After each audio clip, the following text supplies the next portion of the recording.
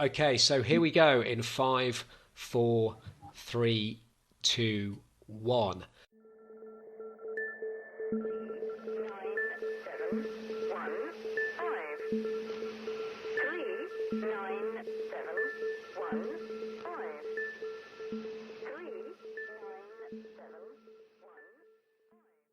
Welcome to Radioflash, Armada's military electromagnetic spectrum podcast with your host Tom Withington at the controls. Never before has the electromagnetic spectrum been so congested, and this is only likely to get worse. Ericsson predicted the world would have 1 billion 5G subscribers by early 2023. This could grow to 5 billion by 2028. As the ether gets more saturated, the bad guys potentially have more places to hide their signals of interest. Moreover, new techniques like artificial intelligence are coming to the fore to help the electronic warfare expert find that signal in the noise. These realities have to be addressed by training, and joining us today to help make sense of them is Taff Williamson, Head of Training and Cyber Electromagnetic Activities at MASS. He joins us today all the way from Lincoln. Taff, welcome to Radio Flash. Hi Tom, hi everyone.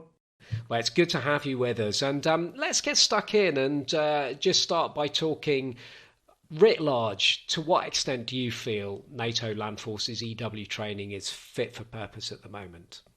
I think it's pretty much publicised out there that NATO train collaboratively across all domains. So if we look at the land, air and maritime, there are some huge exercises that go on. You know, that they're in the public domain. People can go and look those up. Predominantly though for sort of platform protection. So that fast air and maritime. So the land forces tend to be overlooked a little bit. Is my experience. But down in over Ramagao, you know, down at the NATO school, there are a lot of training courses where guys and girls from all over different NATO countries can go and get together and learn these specific areas. But the training that's being conducted, although you could say it's fit for purpose, there is an issue, obviously, that the ability for military personnel to update that training is very difficult because, number one, time and operational tempo. And also, technology is moving that quickly that you could almost be constantly updating training. So we have to go back to first principles quite often and stick with that sort of foundation piece. Obviously, as you said, you know, it's becoming more congested and contested, and the target sets are getting more complex. So looking at whether or not the training is fit for purpose, I think they're a good basis, but there is room for improvement. But that can come down also to SQEP, so suitably qualified and experienced personnel, because you have to remember that for the last 2 decades at least we've been in sort of Afghanistan, Iraq, and looking at that asymmetric threat as opposed to the what we would class as old school EW. That leads me quite nicely into my next question, which, from your perspective, so far as things stand today, what are we doing well? And I suppose more importantly, what do we need to be doing better? A very good question. I think individual services, and you know, I talk to a lot of customers across NATO and further, but individual services, so Air Force, Navy, Army, etc. I think they do a lot of their own training internally, but there's this thrust to want to be working not just joint but also coalition, and so we're starting to see certainly a trend towards that joint working, information sharing. Information advantage and information dominance is the name of the game nowadays, to get around that OODA loop quicker than our adversary. Certainly, one of our taglines here is that we help turn your data into operational advantage, and that's key. It's making sure that the right data or intelligence products get to the right person at the right time, so accurate, assured, and timely, etc. So what we're looking at here, really, from that joint perspective, is the ability for all services and all personnel to reach into that single golden view, if you like, of what the EMS should look like. That what we would have looked at as an electronic order of battle that you would expect to see in front of you when doing that planning and deployment piece, and allowing for instead of individual services to be carrying out the same operations almost simultaneously next to each other, but not sharing, almost blinkered and, stovepipes, should we say. It's to give that common operating picture and that understanding of that situational awareness at all levels of what's left, what's right, what's above and what's below. I think, as you said, the EW threat has evolved so much that we're certainly, witnessing a need for personnel to understand not just platform protection, but force protection and area protection is key to all that. An aircraft can't take off if you don't have the force protection and the area protection of that particular AOR, for example. So if I could have a magic wand and make money, time and resources no object at the end of the day, what would you be doing to change EW training across NATO, let's say, and allied nations as well? Let me tackle that in two different parts, covering short term and long term, if I can, Tom. So immediate impact, resource. I think across all forces in NATO and beyond, resources is always an issue, and technical depth of the training as well. As we've said, technology is moving at such a pace, that it's trying to keep up with that as it moves. And every time that's,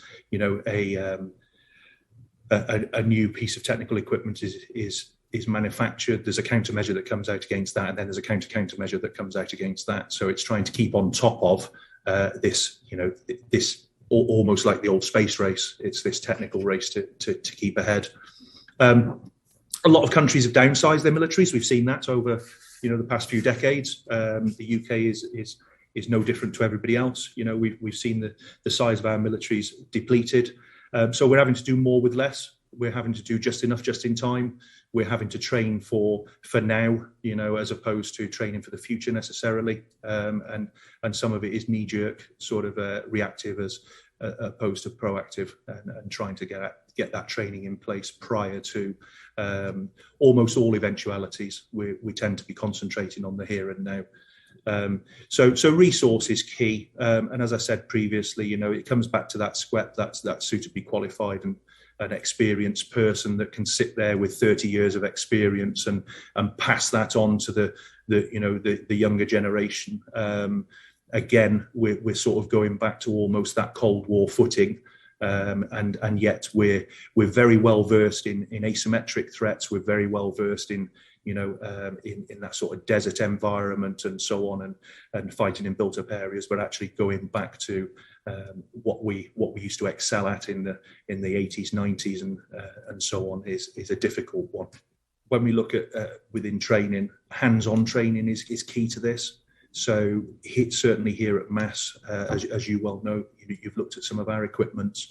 We've spent a lot of time and money developing and designing electronic warfare and SEMA simulators so that we can actually expedite that knowledge transfer. Because again, what we're seeing is that when we look at some of the constraints that we're under, it's not just money and budgetary with regards to money, but it's the operational tempo is such that it's a budgetary constraint on time. So whereas we used to be able to release personnel for 16, 18, 20 weeks of training, we now have to try and hit those same training objectives in much shorter periods of time. How do we do that? Through virtual training, through simulation and emulation, and hands-on kinesthetic muscle memory. So that the operators can actually go out into the operational environment and already have a good understanding of what they're likely to come up against. Longer term, so digital literacy is key. Certainly, now with the cyber electromagnetic activity, or SEMA, this is a huge focus. We're starting to see that RF and IP layer blur in that convergence with modern sort of personal communications and social media, et cetera, et cetera. You mentioned 5G there. This is a big problem for the community, in so much as how do you chase that specific target set, through that sort of 5G and so on. So a lot more complex threats, a lot more technical. So we need to encourage that digital literacy, I think, personally, at school level, at that year 7 and 8. because we, if we're looking at long term, perhaps in 7 or 8 years' time, we need those young guys and girls to come through with an understanding of cyber and certainly the EMS and how it all fits together. So we've got to invest in those STEM subjects of science, technology, engineering, mathematics, and grow from that younger age. And I think that's, every country should be investing in that. Certainly there's a big, huge push in the UK. I know my wife actually teaches computer science, and there is a big push to teach children from that year 7, and especially to teach females, because there seems to be a lack of females in that environment. That won't just help us keep a pace with the evolution of technology, but it supports recruitment efforts in years to come, whether that's industry or within the military.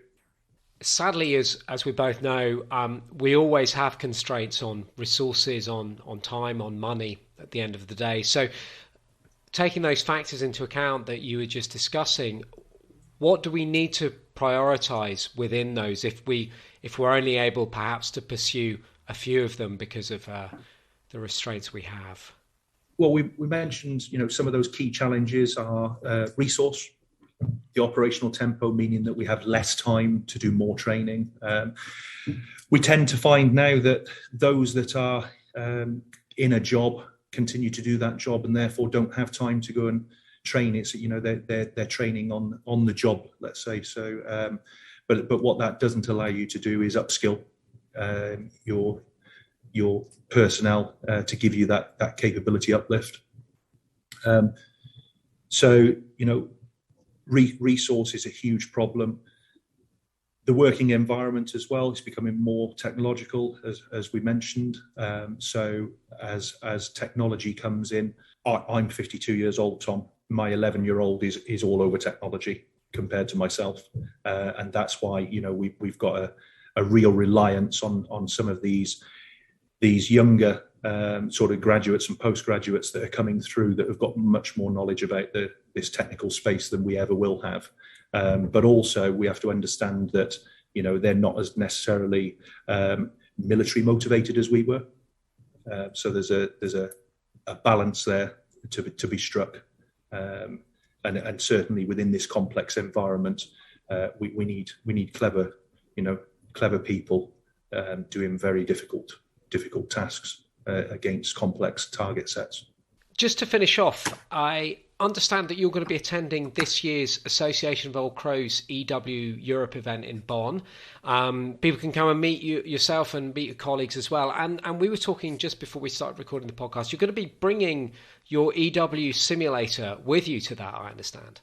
Yes, so we'll have our Thurbin database management system with us. We'll also have our BattleEye mission management tool, electronic warfare mission support tool, and we'll also be bringing Newts, which are our networked EW training simulator, so people can come along, have a look at that, see how that fits into our training offerings and how that can expedite that knowledge transfer. Taff, that's great. It's always good to catch up, and thank you so much for joining us today. Thank you very much for your time. And if you'd like to learn more about MASS's electronic warfare training, then you can head to their website at mass.co.uk. And don't forget, there's more electronic warfare and military communications news and analysis available at armadainternational.com. And that's all we've got time for. Thanks for listening.